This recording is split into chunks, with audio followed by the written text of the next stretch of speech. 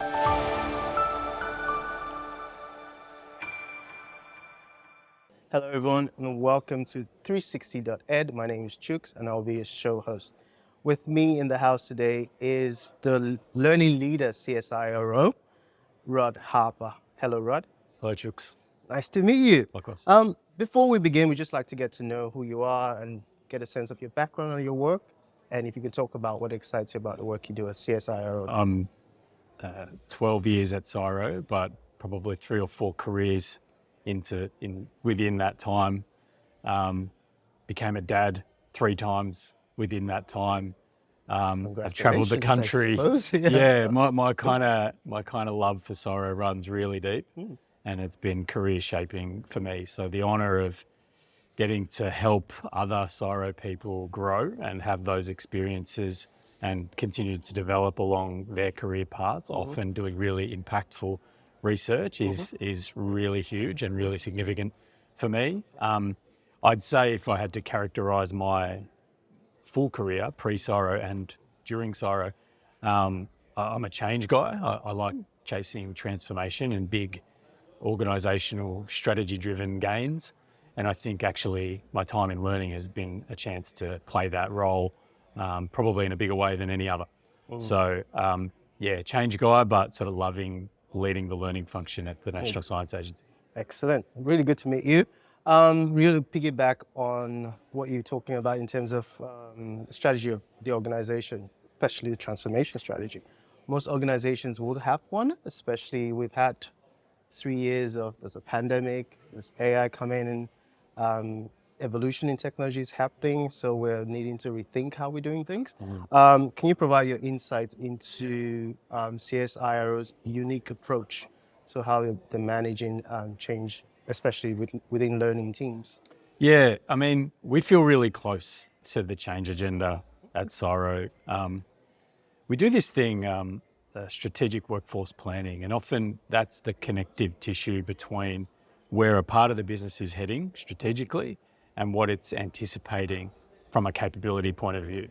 So we have this really intelligent insights instrument that we can leverage so that we understand if we're facing into a shortfall of 10 agile practitioners in the next 3 or 4 years, well, there's a case there for us to invest in agile skill development within a particular cohort, and so on and so forth across the various different skill insights that we might gain. So we kind of look at it as transformation, but it's probably better labelled as adapting or adaptivity. And certainly at CSIRO, we're really, we live that adaptive way of working because it's kind of at the essence of science as well.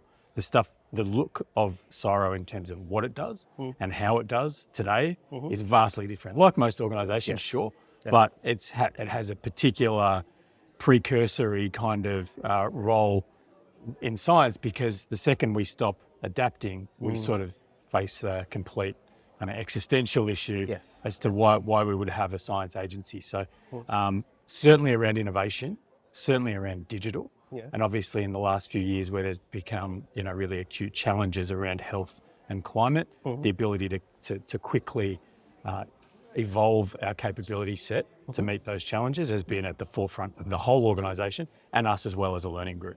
Can you give us a specific example of a change initiative within a learning team at CSIRO?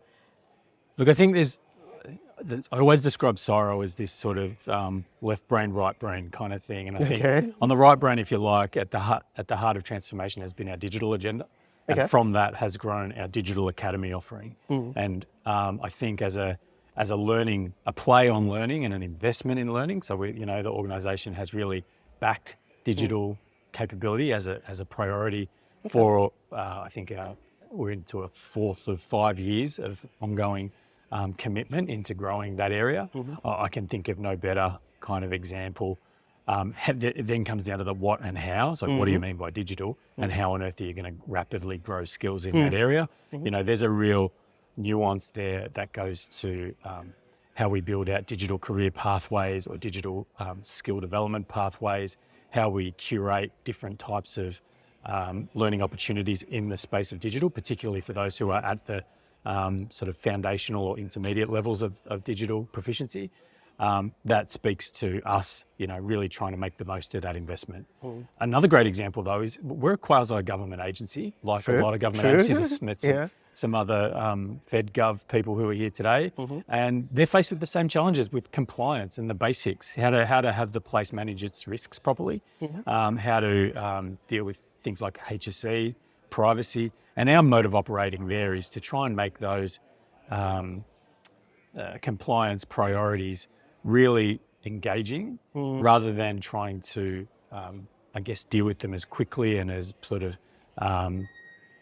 tick the box as quick as we can sort of a fashion. So our learning design team plays on both sides of right and left, but we're really pleased with the progression we've made in both. What would you say has been the success in terms of, because oftentimes I love the fact that there's a I'll say a pathway to the to increase digital capability. That's great. Do you feel people are receptive to that? Are you getting a lot of people saying, "Hey, I'm going to do that training. I want to do this. I want to get better at this," or are you getting resistance to, "This is too soon. I'm not ready for this. I already have a large workload"? We're blessed in a way that people who are, and again, we have a big research workforce, scientific research workforce, and then we have a big percentage of the cohort who aren't. But there is this culture of learning that kind of runs through the veins of the whole place, right? So you immediately have a head start because that apathy towards learning pretty much doesn't exist. Where it could. What I think we generally see with something like digital is that, you have to kind of prosecute the case for growing those skills within the individual or the teams, as opposed to say, hey, why wouldn't we outsource that? Or why wouldn't we perhaps collaborate with another part of CSIRO to bring in data science skills or human-centered design skills? Maybe that's a role for this team ongoing, so maybe we should acquire that talent. You have to be able to show that you've tested those options and contextualize that for the team benefit that you're prosecuting, but also for the individual who might sort of see it as, well, okay, that's a change for me. That's not the direction I thought I was heading in with into the 14th year of my research career. So everyone's got to be able to process the different levels of change. I kind of, and this is a compliment. I get a sense that this might be the reason why you've been there that long. If there's a learning culture and people are ready to do that, then that's amazing. That would be a good reason for people. I'm kind of stir crazy. So I get to that 3.5, 4 year mark, and something happens, and you start looking around. You notice different things.